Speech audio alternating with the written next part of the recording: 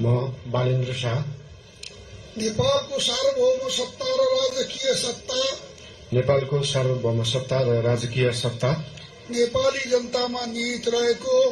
नेपाली जनतामा निहित रहेको नेपालको संविधान प्रति पूर्ण वफादार रही सत्यनिष्ठापूर्वक प्रतिज्ञा गर्दै ईश्वर देश र जनताको नाममा शपथ लिन्छु कि प्रधानमन्त्री पदको जिम्मेवारी प्रचलित कानूनको पालना गरी मुलुक र जनताको भलो चिताई कसैको डर नमानी पक्षपात नगरी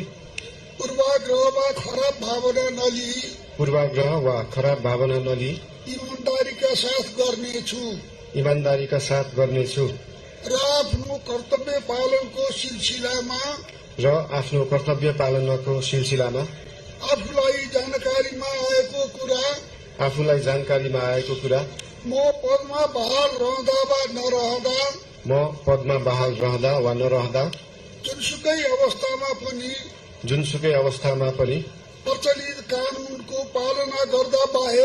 प्रचलित कानूनको पालना गर्दा बाहेक अरू अवस्थामा कुनै किसिमबाट पनि प्रकट वा संकेत गर्ने छैन।